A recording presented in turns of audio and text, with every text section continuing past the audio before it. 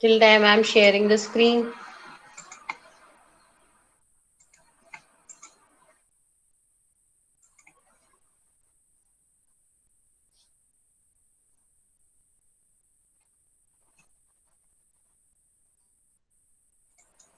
Attendance लगा लिया है, अभी पढ़ाई कर लेते हैं स्टार्ट.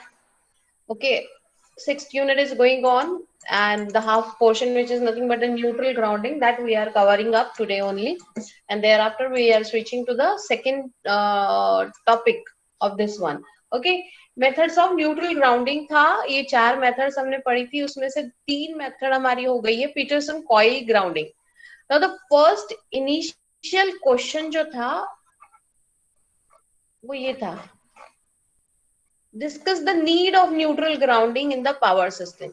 इस पीपीटी में जैसे मैंने दिया है आप लोगों को, उस तरह से आप लोगों ने मेंशन तो करना है कि क्या क्या नीड होता है, पर एक छोटा सा डेरिवेशन सॉर्ट ऑफ हम लोग यहाँ पे बताएंगे कि what is exactly the need of neutral grounding and why it is required, why it is essential, why we have to put down the resistance across the neutral.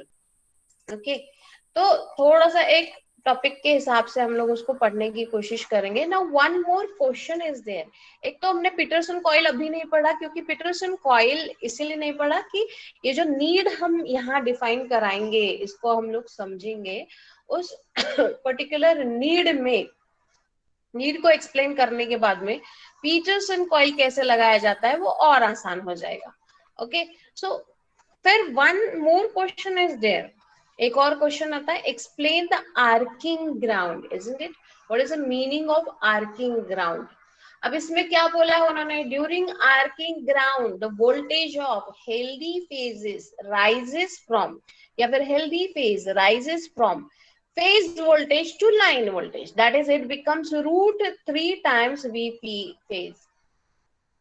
यानी क्या है, line voltage क्या होता है, रूट 3 टाइम्स वी फेज. पहले phase voltage की value कम थी, अब जैसे ही आर्किंग ग्राउंड हो जाएगा, दैट इज अनहेल्दी सिचुएशन, ऐसी अनबैलेंस सिचुएशन. ऐसी सिचुएशन में क्या होता है कि जो फेज वोल्टेजेस है वो अचानक से बढ़ जाते हैं रूट 3 टाइम्स. अब अगर इतना ज्यादा बढ़ जाएगा तो फिर ऑब्वियसली जो करंट है वो भी प्रोपोर्शनली बढ़ेगा, है ना. Voltage is directly proportional to current, तो उस हिसाब से डायरेक्टली आपका वोल्टेज भी बढ़ जाएगा. तो heavy current starts flowing through it, और वो हेवी करंट होता है charging current. Arcing is due to heavy capacitive charging current which is 3 times IC. अब फेज वोल्टेज बढ़ रहा है रूट 3 टाइम्स वी फेज, और हम लोग क्या बोल रहे हैं कि 3 टाइम्स आईसी, यानी चार्जिंग करंट जो होता है वो 3 टाइम्स आईसी फ्लो होता है. Okay, where IC is equal to V phase upon XC, यानी रिस्पेक्टिव फेज का वो रिएक्टेंस है. अब यहाँ हमको कुछ भी नहीं समझ में आया होगा, इसीलिए हम लोग उसको एक्चुअली डेरिवेशन के थ्रू पढ़ेंगे. इसलिए 3 क्वेश्चंस यहाँ पे आपके कवर हो जाते हैं, जो टॉपिक अभी हम लोग पढ़ने वाले हैं. ओके, तो कौन से 3 क्वेश्चंस हमको कवर कराने हैं हम लोगों को, ये सबसे पहले what is the need of neutral grounding, isn't it? Neutral grounding की क्या जरूरत है. फिर उसके बाद में हम लोगों को पढ़ना है कि एक minute, need of neutral grounding. फिर उसके बाद में what is the meaning of arcing ground.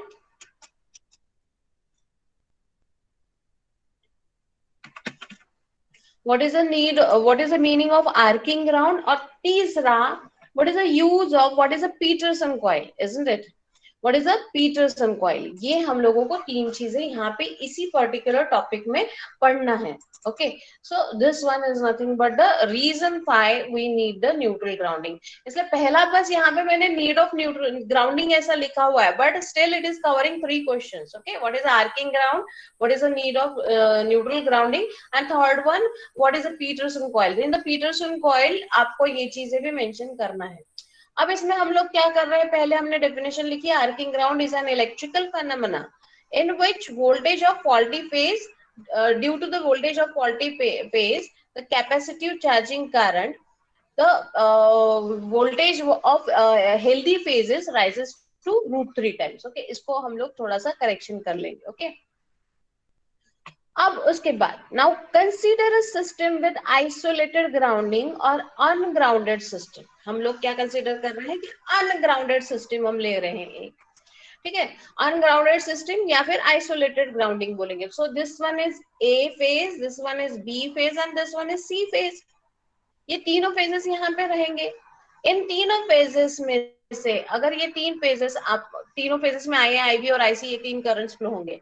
अब हम लोग कॉमनली ये जानते हैं कि हर फेज में रेजिस्टेंस होता है, रेजिस्टेंस होता है, रिएक्टेंस होता है, इंडक्टिव रिएक्टेंस, और तीसरी चीज क्या होती है अगर लॉन्ग ट्रांसमिशन लाइन रहे तो कैपेसिटेंस। और कैपेसिटेंस क्या रहता है, नीचे ग्राउंड है, ऊपर हर एक फेज है, हर एक फेज में पोटेंशियल है, नीचे ग्राउंड जीरो पोटेंशियल है और बीच में एयर है। Okay, air is a dielectric medium, so that forms a capacitance, है ना। इसलिए सारे फेजेस जो है नीचे जो ग्राउंड है उसके साथ में कैपेसिटेंस डेवलप करते हैं, और जो कैपेसिटेंस डेवलप करते हैं उसकी वैल्यू सेम रहती है। क्यों सेम रहती है, हम जानते हैं क्योंकि लाइन जो होती है वो ट्रांसपोज होती है। ट्रांसपोज करते ही इसलिए है कि जो रिएक्टेंस वैल्यू रहेगी दैट शुड रिमेन सेम, क्योंकि रिएक्टेंस वैल्यू डिस्टेंस पे, डाइलेक्ट्रिक मीडियम के डिस्टेंस पे भी डिपेंड करता है, इसलिए हम उसको ट्रांसपोज कर देते हैं, isn't it? So this one is nothing but IA, IB और IC। ये IA, IB और IC ये करंट इन कैपेसिटेंस में जाएंगे, और यही करंट फिर ICA, ICB और ICC ऐसे करके अगर हम लिखेंगे तो ये करंट्स की वैल्यूज क्या बोलेंगे, इनको क्या बोलेंगे हम लोग, these are nothing but the capacitive currents. Capacitive currents मतलब क्या, these are nothing but the charging currents. ये करंट्स कौन से हो जाएंगे, these are nothing but the charging currents we can say, isn't it? So अब ये डायग्राम हो गई हमारी। इसके बाद में इस हिसाब से हम लोगों को कहना है कि ये अनग्राउंडेड सिस्टम है, तो अनग्राउंडेड सिस्टम में प्रॉब्लम क्या होगा। Now suddenly we consider that, हम लोग कंसीडर करते हैं कि ये जो सी फेज है, इस सी फेज पे फॉल्ट आ गया। कौन सा fault, LG fault. Okay, LG fault आ गया। अब हम लोगों ने अगर ऐसा कंसीडर किया, कंसीडर करो कि suddenly there is a fault on the phase C, this will be a new system.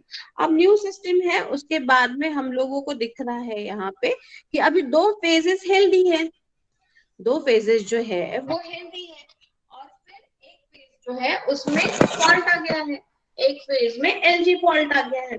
अब अगर ऐसी कंडीशन होगी तो इस कंडीशन के पहले फेजर डायग्राम क्या बनती है और इस कंडीशन के बाद में फेजर डायग्राम क्या बनती है वो हम लोगों को देखना है। इनिशियली फेजर डायग्राम क्या रहेगी, हम लोग जानते हैं ये कि VA VB VC, isn't it? VA VB VC ये तीनों क्या है, all these three things are nothing but what, balanced voltages. This is a phasor diagram, everyone knows। अगर आवाज सुनाई नहीं दे इन बिटवीन, अगर इंटरप्ट हो तो आप बताना मुझे, ठीक है। सो VA VB and VC, VA VB VC ये तीन वोल्टेजेस है, बैलेंस वोल्टेजेस है, उनको थोड़ा सा लैग करता हुआ उनका रिस्पेक्टिव जो है वो करंट रहेगा, पर वो करंट रहेगा, वो करंट हमको लेने की जरूरत नहीं है। अब यहाँ पे ये IA, IB और IC, इन तीन करंट्स को हम लोगों ने क्या एज्यूम करा हुआ है, हम लोगों ने एज्यूम करा हुआ है कि ये जो है वो चार्जिंग करंट्स है। मतलब फेज ए में से इस कैपेसिटर में आई करंट आएगा, that is a charging current contributed bye phase A. फिर जब लोड लगेगा तो लोड का कंट्रीब्यूशन अलग रहेगा, इसंट इट। पर अभी हम लोगों को बस लिखना है कि कितना चार्जिंग करंट ए बी और सी से लिखना है। तो ICA, ICB, ICC ऐसा लिखने से अच्छा अपन डायरेक्टली IB, IC लिखेंगे, because now we are dealing only with the charging currents. इसलिए this IA will flow to the capacitor that will charge it, IB will flow to the capacitor that will charge it, and IC will flow through the capacitor that will charge it. Okay, so VA, VB and VC, these are nothing but the three voltages. Now how you will draw the respective charging currents contributed by these respective voltages?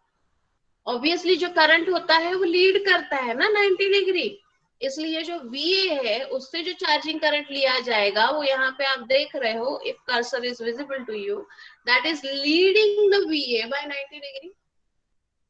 फिर VB जो है उसको lead कर रहा है 90 degree, और VC जो है उसको भी लीड कर रहा है 90 डिग्री से।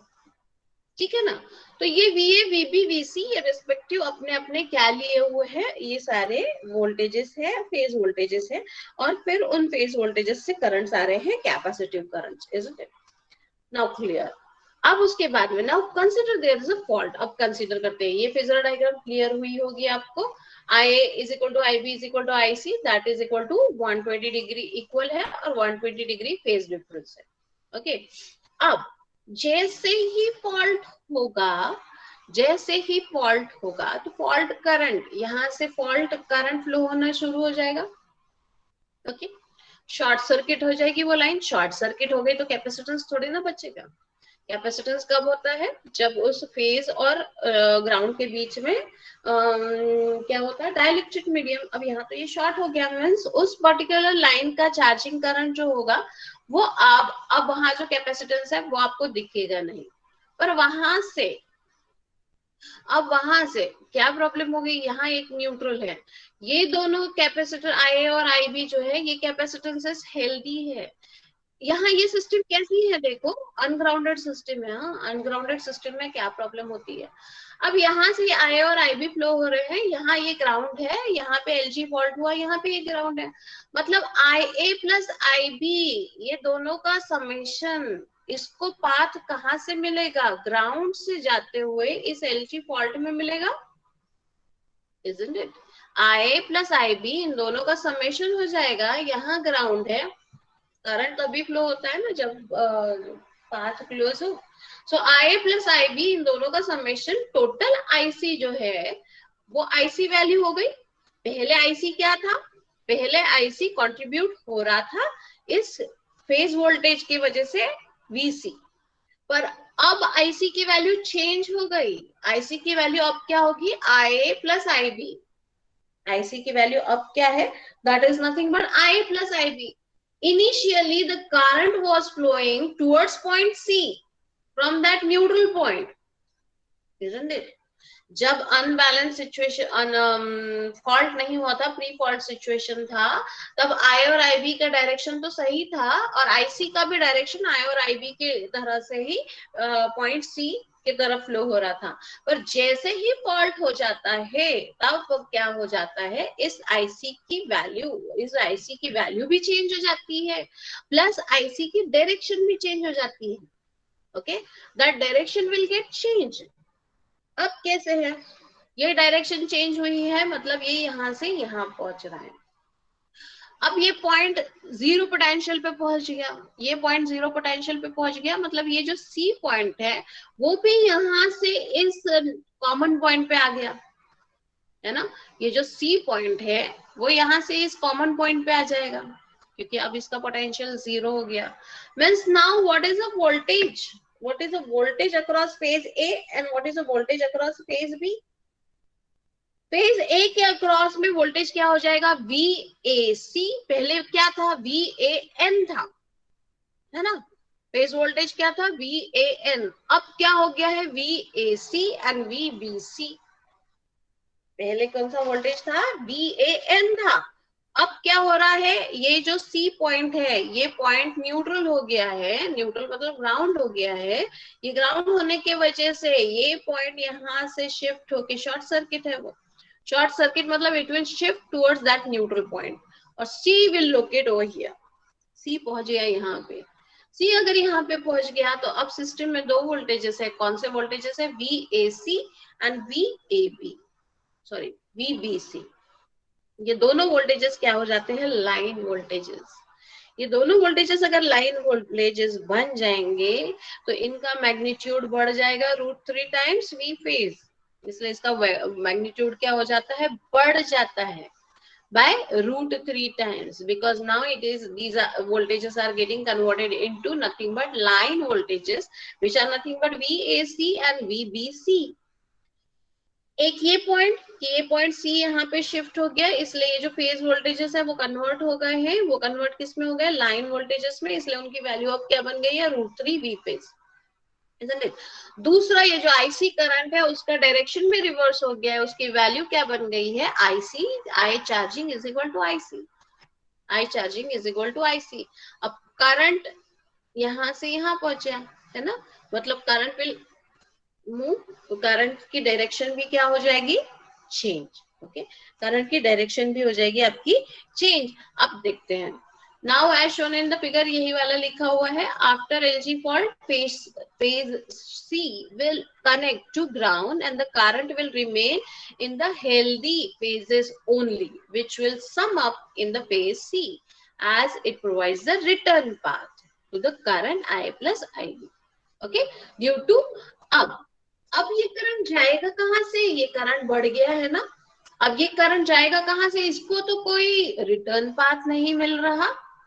ये जो आईसी है, now IC is combination of I plus IB, it will flow through these two windings, healthy windings में फ्लो होना शुरू हो जाएगा, है कि नहीं। इसको अगर न्यूट्रल होता तो ये जो आईसी चार्जिंग है, समेशन हो गया है आई प्लस आईबी का, वो उस न्यूट्रल से फ्लो हो जाता। पर अगर आइसोलेटेड ग्राउंडिंग रहता है तो वो सिस्टम में फ्लो होता है, मतलब आई और आई बी, ये जो वाइंडिंग्स है, इन वाइंडिंग्स में से फ्लो होता है ना। इसलिए क्या होगा, वो वोल्टेज जो है हेल्दी वाइंडिंग्स में से फ्लो होने लगेगा। अब इंक्रीज हो गया, उन हेल्दी वाइंडिंग्स में से रेटेड करंट फ्लो होना, ये एक्सपेक्टेशंस है, पर ये सडनली इंक्रीज हो जाने की वजह से, and how much it will increase, कितना इंक्रीज होगा, वो 3 टाइम्स बोला है, 3 टाइम्स आई फेज, मतलब प्रीवियसली, और ये भी प्रूफ कराएंगे, हाँ अभी तो बस ध्यान में रखो कि 3 टाइम्स प्रीवियसली जितना आई फेज था, फेज करंट था, उसके 3 टाइम्स बढ़ जाता है। कैसे बढ़ता है वो फेजर डायग्राम से समझ लेंगे अपन। अब इतना ज्यादा अगर 3 टाइम्स करंट उसमें से फ्लो होने लग जाएगा तो it may damage the insulation of the system, it may damage that system also, it may damage the insulation of the system if it is a underground system. Okay, therefore ये, हाँ इससे बचाने के लिए, what we can do, हम लोग क्या कर सकते हैं, हम लोग ये कर सकते हैं कि इस न्यूट्रल पॉइंट को न्यूट्रल प्रोवाइड कर सकते हैं, ग्राउंडिंग कर सकते हैं, इसको ग्राउंड से कनेक्ट कर सकते हैं।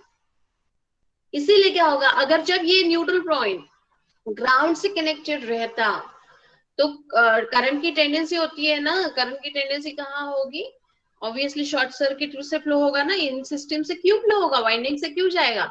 इसलिए क्या होता, अगर ये सिस्टम ग्राउंडेड होती तो किसी भी फेज में फॉल्ट करंट आता तो वो जो चार्जिंग करंट 3 टाइम्स बढ़ गया है, वो उस फेज से फ्लो होते हुए न्यूट्रल में चला जाता। पर अनग्राउंडेड सिस्टम में ऐसा नहीं होता, ग्राउंड में नहीं जाता वो करंट कहाँ जाता है, हेल्दी फेजेस में, with increase magnitude of 3 times high phase, 3 times बढ़ जाता है वो करंट। कैसे बढ़ जाएगा वो करंट, अब देखो, VAC is equal to VA minus VC, ये हम जानते हैं, VBC हो गया VB minus VC, which are line voltages, so the magnitude of the phase voltages will increase by √3 times of each. Okay, अब क्या है, इसीलिए प्रोपोर्शनली I की वैल्यू क्या है, VA अपॉन X से ही रहेगा ना।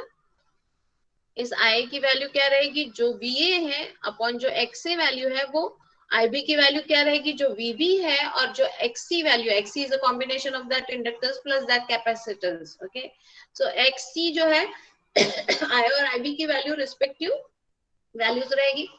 अब इनिशियली V फेज जितना है उस हिसाब से V phase upon X value रहती, पर अब आपका V फेज बढ़ गया √3 टाइम्स, तो ऑब्वियसली I और IB भी बढ़ जाएंगे √3 टाइम्स।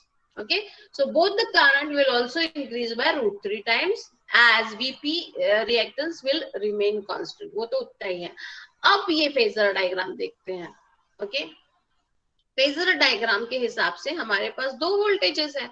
कौन से 2 वोल्टेजेस है, 2 वोल्टेजेस है हमारे पास, VAC and VBC। Okay, VAC and VBC, तो VAC कैसे ड्रॉ करोगे, ऑब्वियसली A की तरफ आना चाहिए वो, और C की तरफ से जाना चाहिए, isn't it? आप इसको ड्रॉ भी कर सकते हो अपने हिसाब से, VA माइनस VC है, तो ये VA है, नेगेटिव डायरेक्शन में VC है, इन दोनों का समेशन यहाँ पे पहुंचेगा, है ना। ये VA है, नेगेटिव डायरेक्शन में VC लेके जाओगे, दोनों को सम अप करोगे तो VAC मिलेगा। आप उसको वहां ड्रॉ करो, या ट्रायंगल के आउटर मोस्ट लाइन को भी ड्रॉ कर सकते हो, VA minus VC, that is a phasor.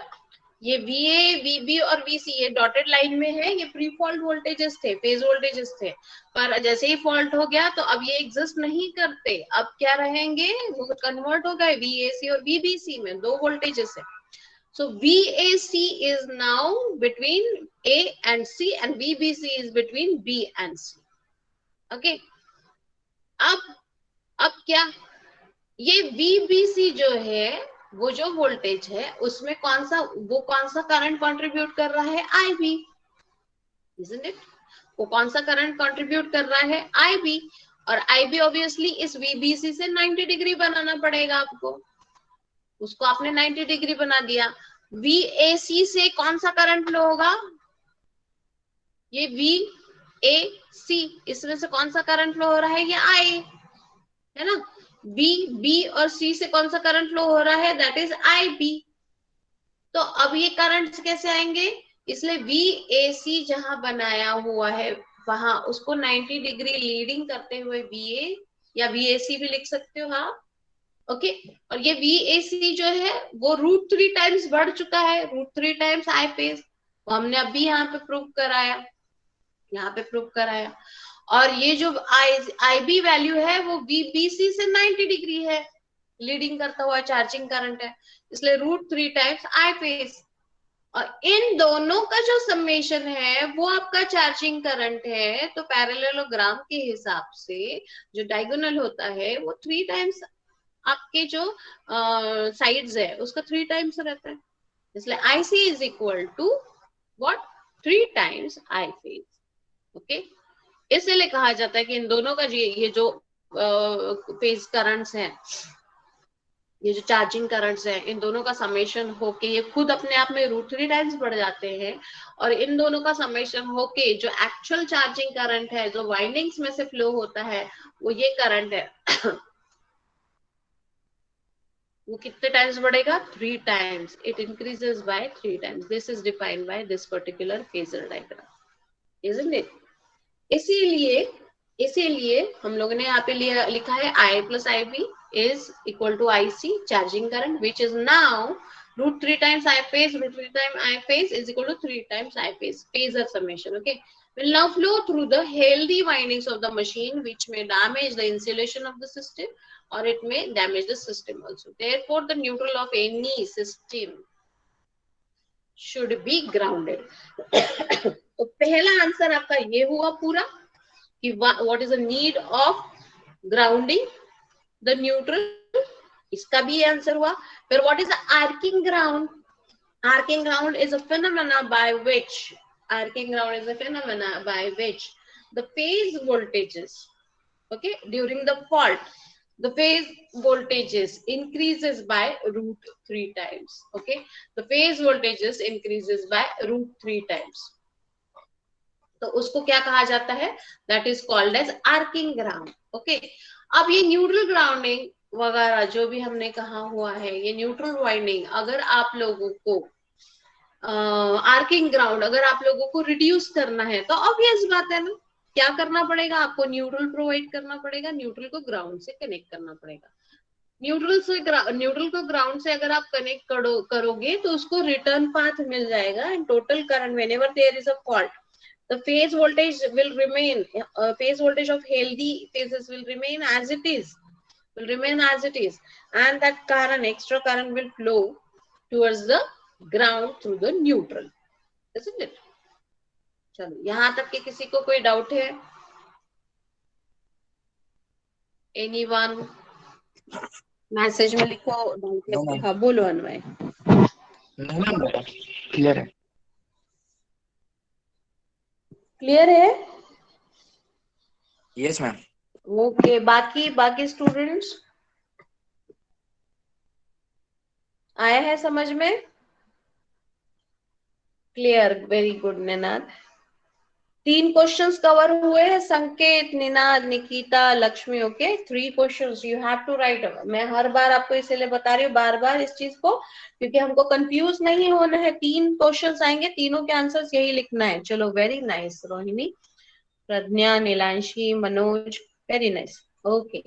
चलो ठीक है, अब ऑब्वियस बात है ना, ये चार्जिंग करंट है, कैपेसिटिव करंट है, इस कैपेसिटिव करंट को अगर आप लोगों को न्यूट्रलाइज करना है तो आप ऐसा कोई उस ग्राउंड करने वाले वायर में ऐसा ऑपोजिट वाला रिएक्टेंस कनेक्ट करो, मतलब इंडक्टिव कॉइल कनेक्ट करो, इजंट इट?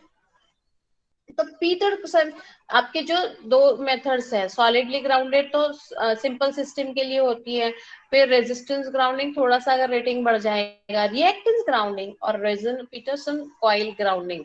ओके, ये वो मेथड्स है जिसमें क्या होता है, ये जो चार्जिंग करंट्स है, इसलिए देखो रिएक्टेंस में अपन ने ज्यादा बोला नहीं, पहले उसको समझ लेते हैं उसके बाद में उसको डिफाइन करें।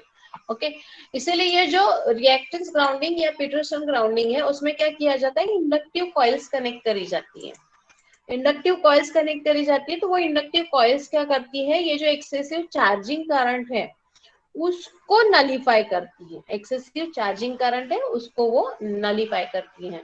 इसलिए Peterson coil is an iron core reactor, ये रिएक्टर है मतलब रिएक्टेंस है, connected between the transformer neutral and the ground. Transformer में जनरली ये पीटरसन कॉइल को कनेक्ट किया जाता है। ओके, ट्रांसफॉर्मर की जहां स्टार कनेक्टेड वाइंडिंग हो, स्टार कनेक्टेड साइड हो, प्राइमरी सेकेंडरी, वहां पे पीटरसन कॉइल को कनेक्ट किया जाता है। कहां पे? न्यूट्रल के और बीच में, ग्राउंड के बीच में। It is use for limiting the capacitance और फॉल्ट करंट, है ना। पावर ट्रांसफार्मर वगैरह जो ट्रांसफॉर्मर्स है उसका ये जो कैपेसिटिव करंट है तो बहुत ज्यादा होता है, आप नॉर्मल उसको सॉलिडली ग्राउंडेड करके या रेजिस्टेंस कनेक्ट करके नहीं होगा।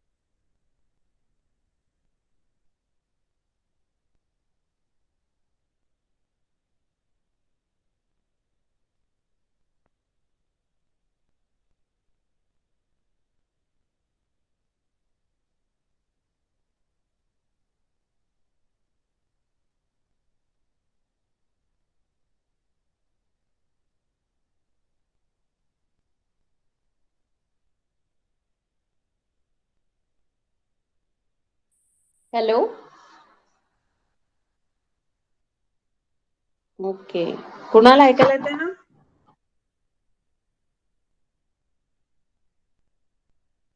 अन्वय ऐकायला येते? ओ मैम। Yes ma'am. ओके, ठीक है। फिर अब इसके बाद में फेजर डायग्राम हो गई अपनी arcing ground. Okay, so Peterson coil, आप पीटरसन कॉइल के बारे में बताओगे तो आपको ये बताना पड़ेगा, during arcing ground voltage of हेनरी phases rises from phase voltage to line voltage, that is it becomes √3 times V phase. Okay, अब ये क्लियर हुआ होगा। तो उसमें फिर आपको मेंशन करना है Peterson coil is an iron core reactor connected between transformer, यहाँ ये ट्रांसफॉर्मर मेंशन करना जरूरी है क्योंकि ये ट्रांसफॉर्मर में लगाती है, okay, transformer neutral and the ground, it is use for limiting the capacitance और फॉल्ट करंट, यानी अगर बहुत ज्यादा रहेगा ये कैपेसिटिव करंट तो obviously that is also a problematic thing, so उसको लिमिट करने के लिए which is flowing when the line ground fault occurs in the line the coil is provided with the tapping, ये ऐसी होती है, ओके। यहाँ 3 फेज सिस्टम है, ये एक कॉइल लगाई हुई है, यहाँ पे टैपिंग्स लगाए हुए हैं, मतलब जितना ज्यादा ये कैपेसिटिव करंट होगा उस तरह से ये टैपिंग्स को मूव करा के सकते हैं, ये मूव करा के जितना प्रोपोर्शनल ये कैपेसिटिव करंट रहेगा उसके हिसाब से हम लोग हमारे इंडक्टिव की कॉइल, इस पीटरसन कॉइल का इंडक्टेंस जो है वो इंसर्ट कराएंगे सिस्टम में, okay. The reactance is selected so that the current through the reactor is equal to the small line charging current which would flow through the line to ground fault, isn't it? अब वही सब यहाँ पे mention करा हुआ है। अब क्या होता है, बैलेंस कंडीशन में वर्क करने के लिए क्या होना चाहिए, IC is equal to IL, IC is equal to IL, ये वैल्यू होनी चाहिए। तो all this things are mention in the Peterson coil, you have to just mention that one, okay.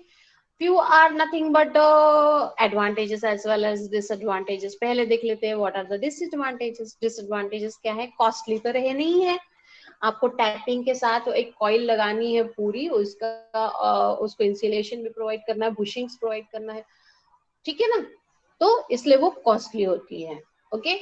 Risk of extensive active earth fault losses, अब obviously इतना ज्यादा current flow होगा इस windings में से, तो एक्सटेंसिव एक्टिव और फॉल्ट लॉसेस होते ही हैं इसमें, वो उसका ड्रॉबैक है, ओके। एडवांटेजेस क्या है, arc resistance is reduce to such a value that it is usually self extinguishing, मतलब ये इतना कम कर देता है इस रेजिस्टेंस को, कि इस फॉल्ट करंट को, कि वो खुद ही डिमिनिश हो जाता है, निकल जाता है current, okay, fault current, okay. और ये क्या होता है, the Peterson coil is rated for a short time of about 5 minutes, मतलब उसका एक वर्किंग टाइम इतना देते हैं, एंड और it is design to carry its rated current continuously, ये इसको इस तरह से डिजाइन किया जाता है कि इसमें से जो करंट फ्लो होगा, रेटेड करंट, वो कंटिन्यूअसली फ्लो होता रहेगा, ज्यादा इसमें लॉसेस नहीं रहेंगे ड्यूरिंग नॉर्मल वर्किंग, ओके। अब it enables the high impedance fault detection, जो फॉल्ट डिटेक्शन है वो पॉसिबल है ज्यादा इम्पिडेंस वाला without any damage. It reduces the transient fault, जो ट्रांजिएंट फॉल्ट्स होते हैं ऑकरिंग, तो आपको ये नॉर्मली 3 तो आप लिख ही सकते हो, हाई इम्पिडेंस फॉल्ट डिटेक्शन मिलता है इसमें, it reduces the transient fault which occurs during the lightning and also minimise the single line to ground voltage drops, isn't it? So this one is clear. That is nothing but the first part of the neutral grounding that we have completed. अब इसके बाद किसी को कोई doubt होगा तो बताएं, किसी को कोई डाउट है?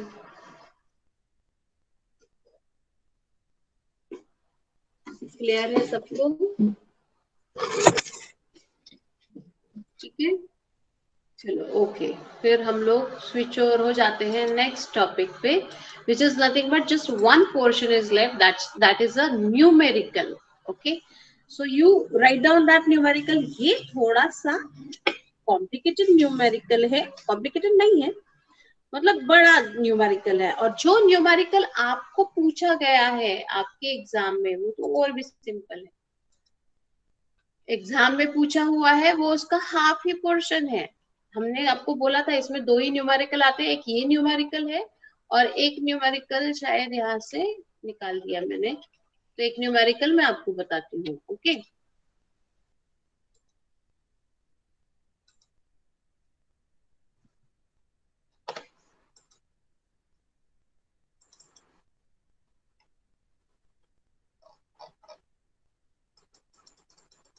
अब ये न्यूमेरिकल आप लिखोगे क्योंकि ये आपका क्विज का क्वेश्चन है, जल्दी जल्दी लिखो, 1 मिनट। हाँ, इस समय भी नहीं है क्या न्यूमेरिकल? चलो आपको बताती हूँ।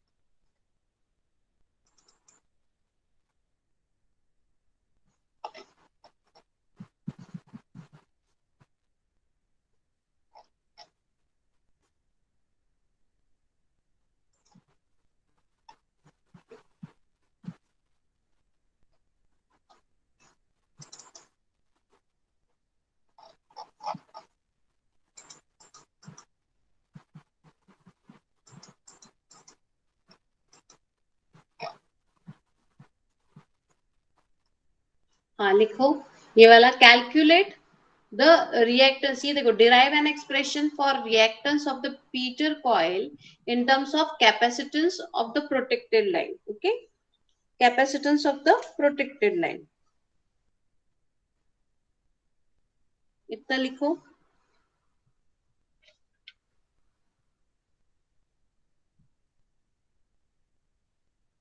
उसके बाद में calculate the reactance of the coil suitable for,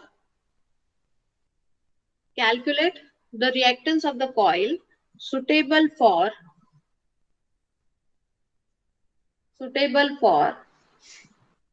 a 33 kV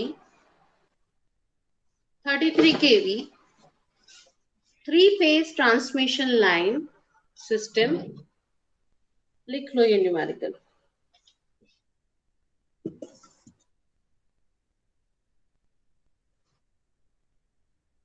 okay, हो गया तो ओके करके लिखो।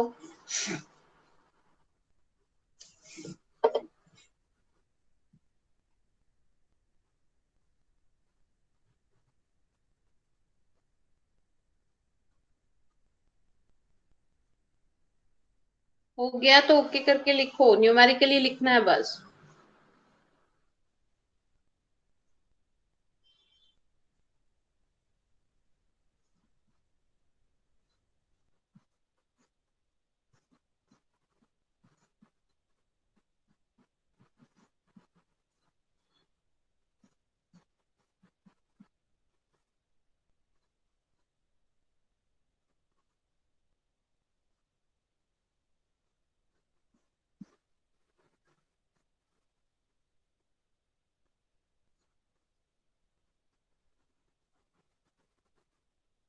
हो गया कुणाल? ओके, ठीक है, done. Okay,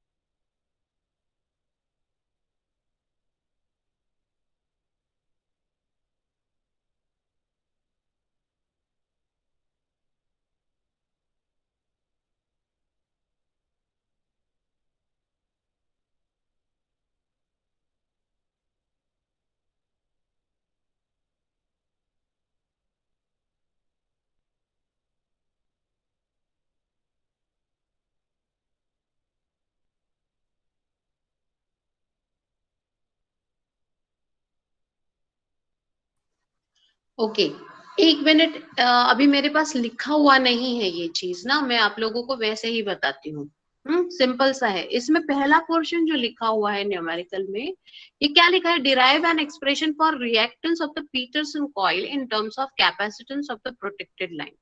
okay, in terms of capacitance of the protected line. अब यहाँ पे कितनी उसकी वैल्यू रहेगी, तो इस डेरिवेशन का जो पार्ट है, जो इस पीपीटी में दिया हुआ है, इस पीपीटी के हिसाब से IL is equal to IC तक हम लोग पहुंच जाते हैं।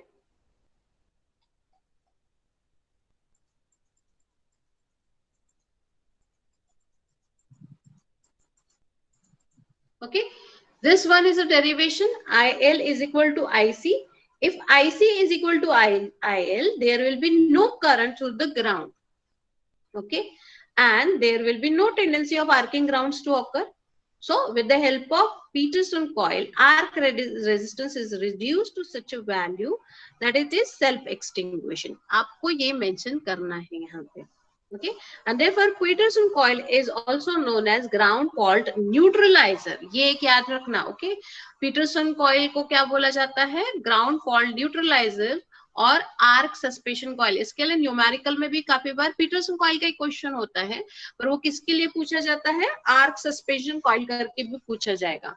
अब यहां से हमारा डेरिवेशन और 2 लाइंस का बढ़ जाता है. इन्होंने क्या पूछा है इस क्वेश्चन में? इन्होंने पूछा है derive the expression for the reactance of the Peterson coil in terms of capacitance of the protected line. जो प्रोटेक्टेड लाइन है उसके कैपेसिटेंस के टर्म्स में पीटरसन कॉइल का जो रिएक्टेंस वैल्यू है, रिएक्टेंस मतलब उसकी वैल्यू क्या रहेगी? इंडक्टेंस. और वही न्यूमेरिकल भी पूछा. Okay, so here you have to write down IC is equal to IL. ठीक है, यहां पहुंच गए. अब आप लिखो now what is the value of that IC. IC की वैल्यू क्या हो जाएगी? IC की वैल्यू क्या हो जाएगी? VC या V phase upon IC, sorry XC. IC की वैल्यू क्या हो जाएगी? यहाँ पे लिखा हुआ है that IC is equal to what? That IC is equal to VC upon XC. VC upon XC value हो जाएगी उसकी, isn't it? है ना? अब ये XC वैल्यू कितना टाइम्स बढ़ा हुआ है? ये वैल्यू कितना टाइम्स बढ़ गया है? इसकी वैल्यू कैसे लिखोगे? VC upon XC. XC की वैल्यू क्या हो जाती है? 1 अपॉन ओमेगा C. XC की वैल्यू क्या हो जाएगी? 1 upon omega C. Isn't it? That is 1 upon omega C. You write down that one. अरे शेयर नहीं है क्या?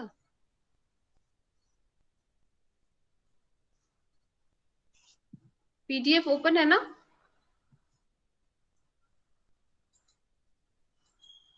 हाँ ठीक है. IC इज इक्वल टू क्या हो जाएगा? VC upon XC. XC की वैल्यू क्या है? 1 अपॉन ओमेगा C. मतलब IC इज इक्वल टू क्या हो जाएगा? V phase omega C. अब ये करंट कितने टाइम्स बढ़ जाता है फॉल्ट के बाद में? That is a pre fault value. Okay, fault के बाद में ये वैल्यू कितनी बढ़ जाती है? 3 टाइम्स. इसीलिए now charging current IC after the fault is equal to 3 times omega C. V phase बराबर है क्या रहेगा? That is 3 times V phase omega C. Ninad clear है का बेटा? हे लिहिलेलं नाही आहे इथे माझ्याजवळ. हेलो बोल निनाद. अमन क्लियर है मैम? क्लियर है. ओके, सो IL की वैल्यू क्या होती है? What is the value of IL then? That is V phase upon omega L. IL की वैल्यू क्या होती है? IC की वैल्यू क्या होती है? V phase upon XC. और IL की वैल्यू क्या हो जाएगी? इंडक्टिव करंट जो पीटरसन कॉइल में फ्लो होगा, that is V phase upon omega L. Isn't it? तो जो IC वैल्यू है चार्जिंग करंट, IC मतलब चार्जिंग करंट बोलेंगे. Charging current is increase by 3 times, इसलिए 3 V phase omega C value बन जाएगी. इसलिए यहाँ पे इस कंडीशन में for the balance condition IC is equal to omega, IC is equal to IL, I charging current is equal to IL हो जाएगा. So you have to put down that value. What is that value? 3 times V phase omega C is equal to V phase upon omega L. IL की value IL की जगह लिखो, IC की जगह IC की value लिखो. So what will be the value? 3 times V phase omega C is equal to V phase upon omega L. Have you written that? So now tell me what is the value of inductance L. You have that equation. So finally tell me what is the value of L. जल्दी से message box में लिखो. What is the value of L?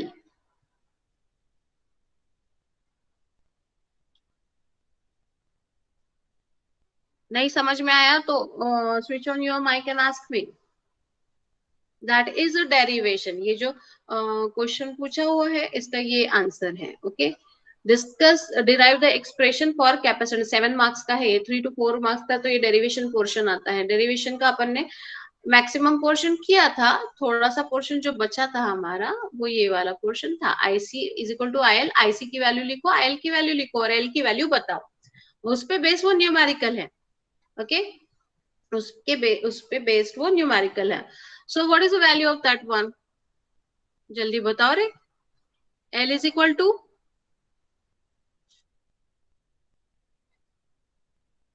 Class खत्म हो गई है, निनाद केलर का कैलकुलेट।